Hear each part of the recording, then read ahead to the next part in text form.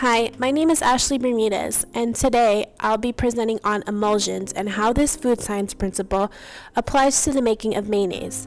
So what is an emulsion anyway? An emulsion is made when two liquids that typically don't mix combine to make a completely new mixture.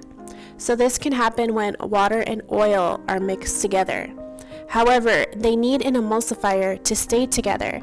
If they're mixed without an emulsifier, over time they'll eventually separate and settle, as you can see from the photo on the screen.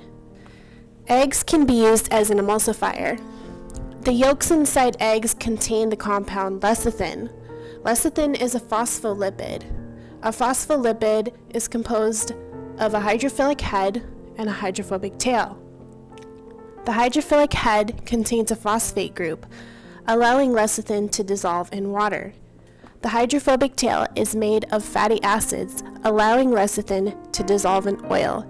You could see the chemical structure of a phospholipid over here on the right-hand side. In this recipe demonstration, I will be showing you how to make homemade mayonnaise two ways. This first method is using a whisk. For this, you'll need a mixing bowl, a kitchen towel, a whisk, 3 egg yolks, water or lemon juice, salt and pepper to taste, or really any seasoning of your choice, and 2 1/4 cups of oil of your choice. When considering what type of oil to use, it is important to take flavor into consideration, as the flavor is going to come through in the final product. Olive oil and avocado oil are examples of flavored oils, but are still considered slightly mild, so it's up to you if you want your mayonnaise to have a little of that olive or avocado taste. I know that commercial versions of mayonnaise are now utilizing these types of oils.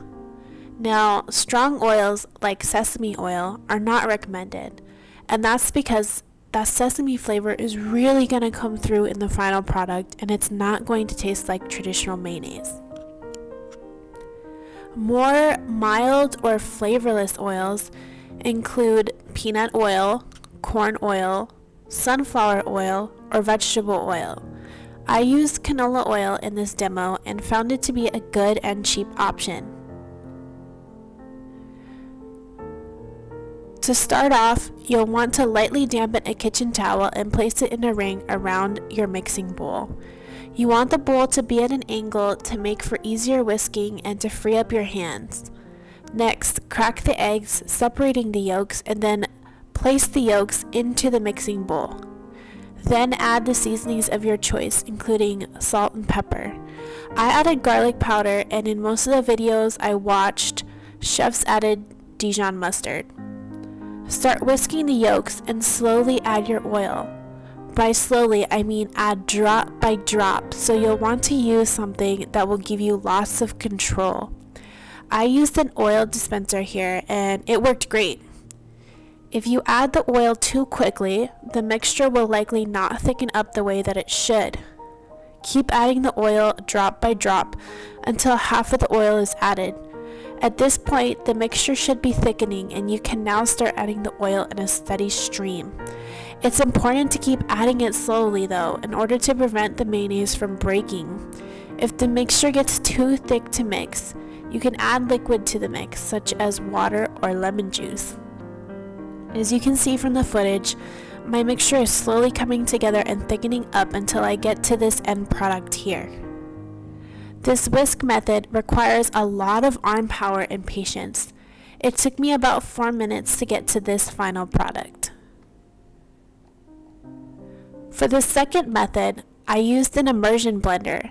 You'll need a handheld immersion blender, lemon juice, pepper, salt, sugar, and I'm using half a teaspoon of each, 2 cups of oil, I'm using canola oil again, and 2 whole eggs.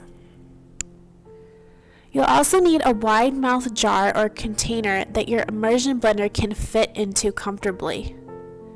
Start by cracking open your eggs and placing them into the jar. Next, add the seasonings and lemon juice. Add all of the oil into the jar. Place your immersion blender into the jar all the way to the bottom. Turn the blender on. Now, I would recommend having it on medium speed.